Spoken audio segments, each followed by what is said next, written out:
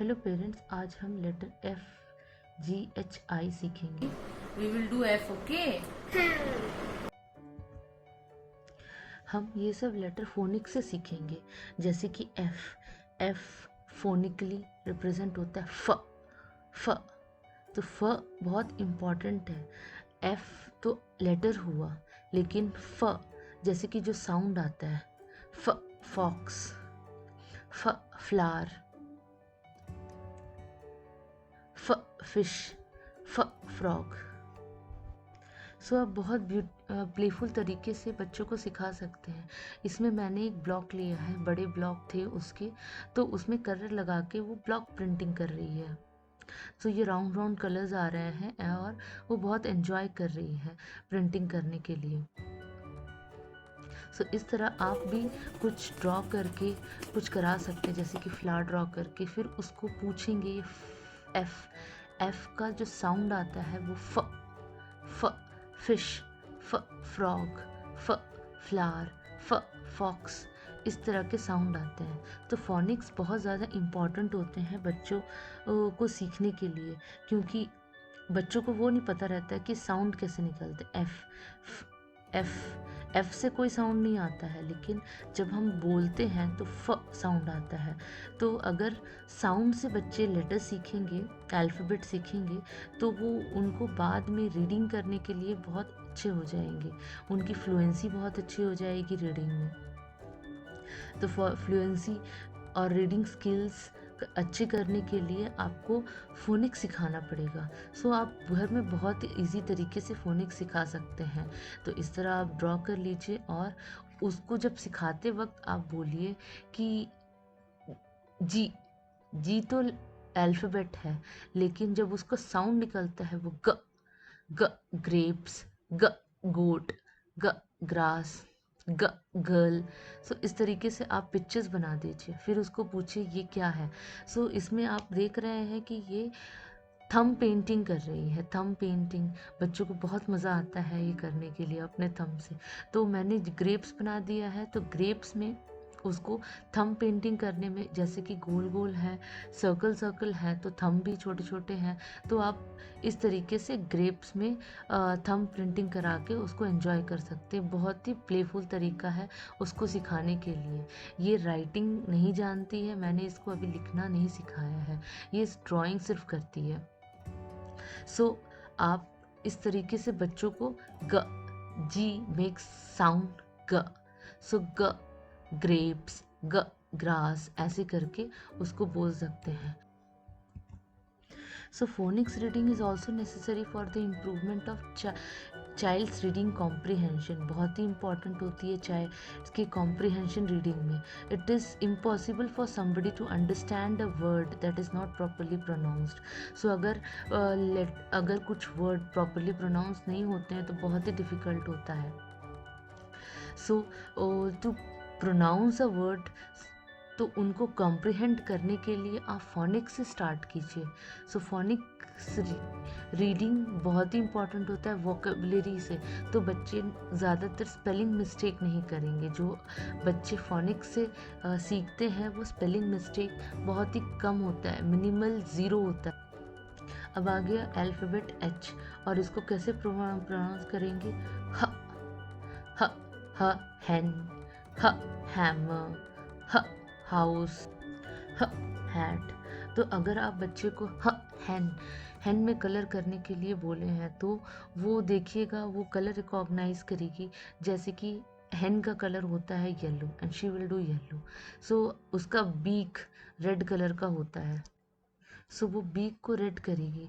सो ऐसे different objects जिस colour के होते हैं वो कलर करेंगे। और इसमें मैंने एक एक्टिविटी किया है जिसमें chart paper, yellow chart paper को छोटे छोटे टुकड़े कर दिए हैं, बहुत छोटे छोटे, और उसको स्टिक करने के लिए कहा है। So she enjoys doing all this, और बहुत ही मज़ा आता है ये सब एक्टिविटी करने में। और ये एक्टिविटी से बच्चे सीखते भी हैं, और बच्चों को एंगेज करने के लिए ये एक्टिविटी तो बहुत ही इम्पॉर्टेंट है। जबकि स्कूल सारे क्लोज़ हैं और स्क्रीन टाइम बहुत कम देना होता है, तो आप ये एक्टिविटी प्रैक्टिस करके आप उनको एंगेज कर सकते हैं और टीवी से काफ़ी दूर कर सकते हैं। इनको एक्टिविटी करते समय बीच बीच में पूछिए ये कौन सा लेटर है, लोअर केस कौन सा है, एच का लोअर केस कौन है, एच का अपर केस कौन है। तो वो क्या करेंगे, बताएंगे और उनको बहुत अच्छी तरीके से याद हो जाएगी कि ये कैसे है। फिर उनको ट्रेसिंग भी करवा सकते हैं, जैसे कि एच लिखा हुआ है तो फिंगर लेके उनको ट्रेसिंग करवाइए, ताकि वो ट्रेस करेंगे। जब जब वो ट्रेस करते हैं तो उनके माइंड में वो विजुअल इफेक्ट हो जाता है और अच्छे से बैठ जाता है। तो जब वो पेंसिल पकड़ के लिखेंगे तो आपको उतनी मेहनत नहीं करनी पड़ेगी।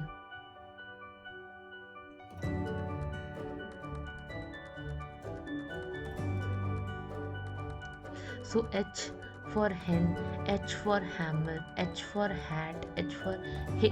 तो इसका फोनिक साउंड है ह। सो उनको बार बार बताएंगे कि ह, H का फोनिक साउंड है ह।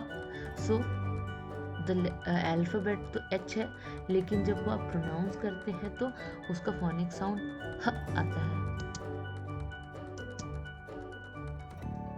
फोनिक साउंड सिखाने से बच्चों में कॉन्फिडेंस बहुत ज़्यादा बढ़ जाता है, क्योंकि उनको किस लेटर को किस तरह से प्रोनाउंस करना है वो आ जाता है। अगर वो प्रोनाउंस अच्छे से करेंगे तो I'll उनको ask you, बाद में okay? प्रॉब्लम नहीं होगी। H. Say H. ये lower case H, upper case H, okay? Hen. H for hammer. हाँ. H for say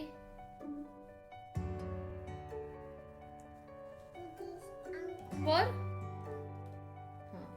H for